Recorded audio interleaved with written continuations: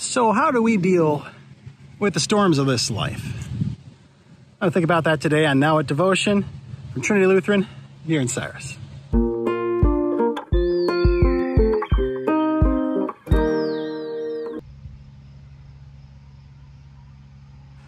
So I'm over at a park over here, not too far from Cyrus, just about 6 miles east between Morris and Cyrus, Pomme de Terre Park.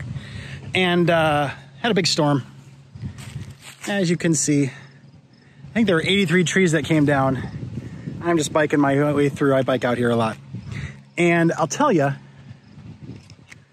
we're in the text, we're in the book of Matthew where Jesus walks on the water this week. And he walks on the water through the midst of a storm. And he walks on the water through the midst of a storm because he's avoiding people. The crowds come to follow him, and he's been preaching, and he feeds them all.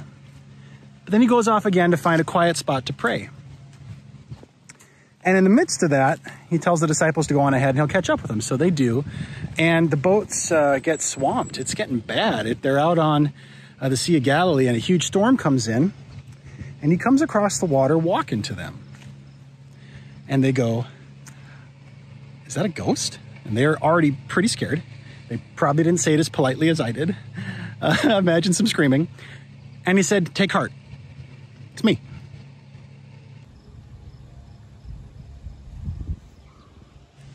This park has seen its share of storms. I'm sure in your life you have too. I remember when I was younger, big storm came through here, took out about 100 and some trees. I think it was around 2000, 2001. And I remember I was home from college and I was looking at it. I just cried. There were such beautiful trees. And I remember being so sad about it. And yet I am out here all the darn time now, running and biking and training for my races and such. And this park's in great shape. I mean, right behind me here, you can see there's a little baby tree growing. Some of these old trees have been torn down and fallen down. And now there's room for the new. Jesus walks out in the middle of the storm and he says, "Hey, it's okay, it's me." And I'm looking at this park, and in about a year or two, it'll be kind of hard to tell that this all happened.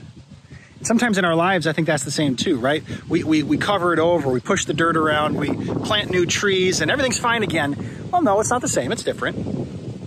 But things can still be good after a storm.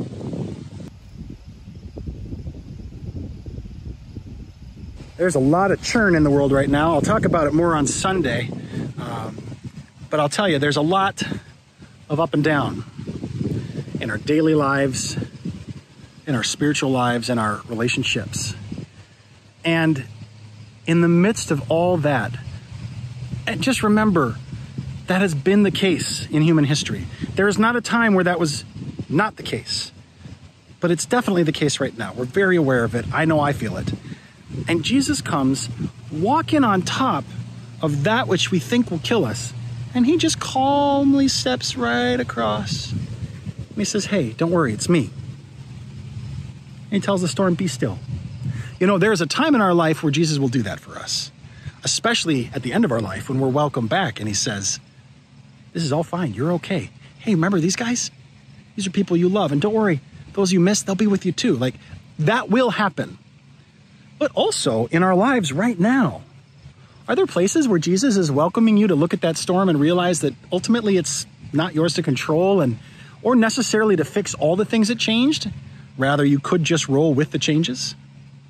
I wonder, it's hard in a life of faith to be open to those things which are different. It's hard to be open to that which changes. And it's easy to think that that which has changed is lost.